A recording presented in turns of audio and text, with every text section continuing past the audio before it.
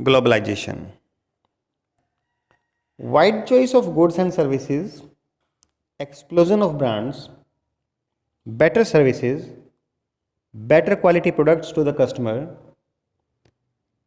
at cheaper rates are the results of globalization. MNC क्या होता है भाई? Multinational company. Multinational company is a company that owns or controls productions in more than one country. For example, Tata, Birla, Mahindra, there are so many. What are the features of multinational corporations? Let us see. Number one, international operations. Parent corporation एक देश के अंदर located होती है और उसकी जो subsidiaries यानी सहायक कंपनीज होती हैं वो स्कैटर्ड होती हैं वेरियस कंट्रीज़ के अंदर पूरी दुनिया में, और डिफरेंट एक्टिविटीज़ जो है वो कैरी की जाती है डिफरेंट लोकेशंस के अंदर, और ये चीज़ का ध्यान रखा जाता है कि कॉस्ट कटिंग हो और एफिशिएंसी इंप्रूवमेंट हो।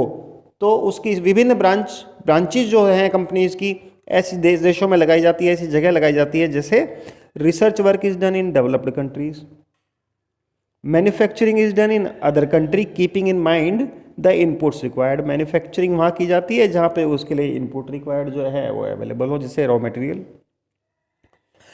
उसके अलावा manufactured components are shipped to the countries which are close to the market, and customer care centres are located in the countries like India where cheap and skilled workers are available. Then final product is delivered to the various markets. Second feature of the multinational corporation is giant size. जो ज़्यादातर MNCs हैं वो बहुत बड़ी size में है। In term of scale हम देखें, उनका जो स्केल है जिस पे वो मैन्युफैक्चरिंग करती हैं वो स्केल बहुत बड़ा है। असेट्स उनके बहुत बड़े हैं, प्रॉफिट्स भी उनके ज़्यादा हैं, और उनके पास वेल्थ है more than the budgets of the governments of developing countries. अच्छा, how MNCs spread their production, कैसे वो अपनी प्रोडक्शन को बढ़ाती हैं? फिर दूसरे देशों में इतनी जगह ब्रांचेस करके इस तरह से प्रोडक्शन करा के इस तरह से सारी चीज़ें मैनेज कैसे करती हैं? फिर वो अपनी प्रोडक्शन जो है उसे बढ़ाती कैसे हैं, मार्केट कैप्चर कैसे करती हैं? देखिए, MNCs set up production, number one, where it is close to the market. Number two, where there is skilled and unskilled labor available at low cost. Number three, where the availability of other factors of the production is assured. Number four, where the government policies look after their interests. Having assured all these factors, they set up factories and offices. The money they spend to buy assets such as land, building, machine, and other equipments is called investment. And the investment of a nation or MNC in another nation is called foreign investment या foreign direct investment. Well, any investment is done to earn profit for the parent company. Motive क्या है investment करने का? Motive है profit. चलिए, to capture the markets following methods are used. कौन कौन से मेथड्स हैं जो मार्केट को कैप्चर करने के लिए यूज किए जाते हैं? Number one, joint production with local companies. MNCs can provide additional money for buying new machines for faster production. For example, Suzuki plus Maruti. MNCs might bring with them the latest technology. तो दो ही चीज़ें हैं विशेष रूप से जिनका लाभ एक घरेलू या जिस देश में वो कंपनी आ रही है विदेशी कंपनी, उस देश की कंपनी को जो लाभ मिलने वाला है वो दो लाभ है। नंबर एक, कैपिटल मिल जाएगी हमें जो दूसरी देश से बाहर से कंपनी आएगी। दूसरा, हमारे पास अच्छा कैपिटल से हम क्या करेंगे, फास्ट प्रोडक्शन है उसके लिए हम नई मशीनें खरीद लेंगे, और हाँ हमें टेक्नोलॉजी भी नई मिल जाएगी जिससे हम अपनी प्रोडक्शन का जो स्टाइल है वो बदलने के बाद अपनी प्रोडक्शन को और अपने प्रोडक्ट को बेटर कर सकते हैं। Buying up of local company, देखिए ये भी एक तरीका है जिससे मल्टीनेशनल कॉरपोरेशंस जो है वो मार्केट को कैप्चर करती हैं। जैसे कारगिल फूड्स है यूएसए कंपनी, उसने स्वीकार जो इंडियन ब्रांड था तेल का पहले वो खरीद लिया है। इसके अलावा नेचर फ्रेश, जेमिनी, रत, शक्ति, जितने भी खाने के तेल हैं आज भारत में अवेलेबल 70-80% सारे ब्रांड पर जो इस समय एकाधिकार है वो कारगिल फूड्स कंपनी का है जो यूएसए की है। जी हाँ। उसके अलावा क्या तरीके अपनाती हैं कंपनियां? Control of production by placing orders to small companies, ये भी एक तरीका है, around the world and then by selling these products under their brand names. पहले वो किसी छोटी कंपनी से अपने ब्रांड नेम के अंडर में अपनी क्वालिटी के अकॉर्डिंगली माल बनवाती हैं और फिर उसे पूरी दुनिया में अपने नाम से बेचती हैं। In this way they control the price. इस तरह से अपनी ब्रांड में अपनी क्वालिटी पर उनका कंट्रोल रहता है, प्राइसिंग पर उनका कंट्रोल रहता है, डिलीवरी के ऊपर उनका कंट्रोल रहता है और लेबर कंडीशंस भी वही तय करती हैं कि किस कंडीशन में किस तरह से काम कराया जाना है। एडवांटेजेस ऑफ मल्टीनेशनल कंपनीज, क्या लाभ हैं बच्चों इन कंपनियों के? देखिए सबसे पहला जो लाभ हम बता चुके हैं आपको वो है availability of capital to the developing and developed countries. ये जो हमारी डेवलपिंग कंट्रीज हैं या डेवलप्ड कंट्रीज हैं, इन्हें कैपिटल की बहुत रिक्वायरमेंट है, कैपिटल शॉर्टेज है, नए इन्वेस्टमेंट के लिए इनके पास बड़ी प्रॉब्लम है। तो विकसित देशों की जो कंपनियां हैं या जो कंपनियां विकसित हैं वो कंपनियों को अपने देश में बुलाने से सबसे पहला फायदा है कि कैपिटल के साथ वो आती हैं, जिससे land, building, machines and other equipments पर इंक्लूडिंग डेवलपमेंट ऑफ इंफ्रास्ट्रक्चर के ऊपर खर्च किया जा सकता है। By providing huge capital investment can be assured by MNCs, और ये एमएनसीज ही अश्योर कर सकती हैं। It is called foreign investment. इस तरह से हमारे देश को फॉरेन इन्वेस्टमेंट मिल जाता है। अच्छा, problem of foreign exchange can be solved by MNCs. As in 1990s, our country was facing severe problem of lack for foreign exchange.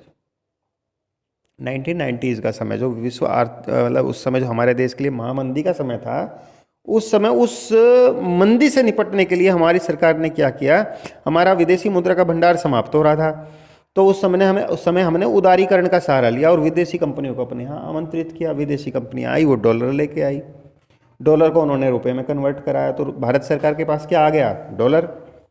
और उन कंपनियों के पास रुपए आ गया जिससे उन्होंने भारत की लैंड डेवलप की, यहाँ फैक्ट्री लगाई, यहाँ का इंफ्रास्ट्रक्चर डेवलप कराया और भारत में विकास हुआ, भारत की प्रोडक्शन बढ़ी। और प्रोडक्शन बढ़ने के अलावा उधर दूसरी तरफ क्या होता है, दूसरी तरफ भारत के पास जो विदेशी मुद्रा आई उससे भारत का विदेश व्यापार चल सकता है, बूस्टअप मिल गया। Next point, promotion of small scale industries is also possible bye MNCs sometimes. कुछ एक आध बार होता क्या है, जो बड़ी बड़ी एमएनसीज हैं उनके द्वारा छोटी कंपनियों की प्रॉब्लम्स भी हल हो जाती है। कैसे? when they give production orders to the small local companies around the world and sell these products under their brand name and selling network wasting around the world. पूरी दुनिया में उनका सेलिंग नेटवर्क फैला हुआ है।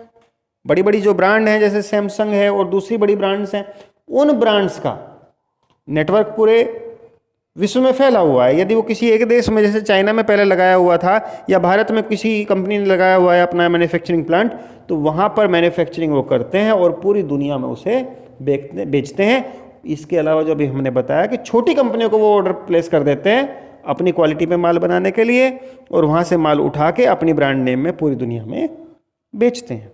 तो छोटी जो कंपनियां हैं उनके लिए भी ये लाभकारी रहता है। Foreign trade is boosted by MNCs by integration of all markets of the world. और इससे सबसे पहला जो लाभ है सीधे सीधे विश्व की दुनिया के जितने भी बाजार हैं वो जुड़ जाते हैं और इस तरह से विदेशी व्यापार बढ़ता है। Foreign trade and integration of the trade benefits in, जो ये हमारा फॉरेन ट्रेड है ये बढ़ जाने से या इंटीग्रेशन ऑफ ट्रेड हो जाने से, पूरी दुनिया का इंटीग्रेशन हो जाने से सारी मार्केट्स का क्या लाभ है भाई? Number 1, connecting countries and cultures by connection of network. इससे कंट्रीज का आपस में कनेक्शन बनता है, एक्सपेंशन होता है लोकल मार्केट्स का, यानी जो लोकल प्रोड्यूसर हैं उनका माल जो है वो विदेशों में जाके बिकने लगता है beyond the national boundaries. So the local producer can now sell their products and can multiple their products by selling it to the whole world.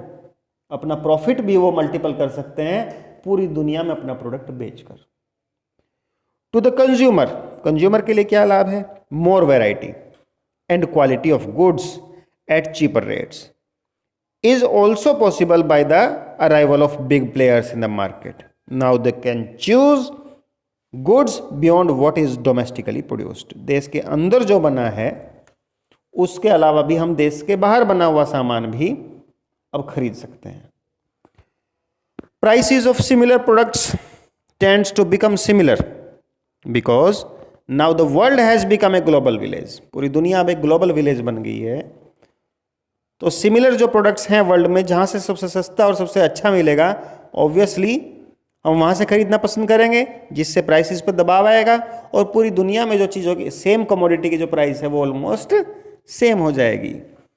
Competitions among countries among distant nations on economic front has increased in this way. Competition बढ़ा है. It has paved way to the economic nationalism. इसने एक नया रूप ले लिया राष्ट्रीयता का, नेशनलिज्म का, जिसे हम आर्थिक राष्ट्रवाद कहते हैं कि हर देश अपने आर्थिक हितों को बचाने में आज लगा हुआ है. Trade and globalisation. देखिए, प्रोसेस ऑफ ग्लोबलाइजेशन जो है, integration of whole world, integration of whole world होने से क्या हुआ है? It has been stimulated by trade. पूरी दुनिया इंटीग्रेट हो गई है ट्रेड के द्वारा, जुड़ गई है. Now the Indian idea of Vasudhaiva Kutumbakam is no more just an ideological dream, it is a reality now. Bharat का जो आइडिया था वासुदेव कुटुंबकम का, पूरी दुनिया के एक हो जाने का, वह विचार हमारा आज एक रियलिटी है. इसके अलावा क्या लाभ है हमें वैश्वीकरण का? Availability of modern techniques and management to the local companies and underdeveloped countries is a result of global international trade relations.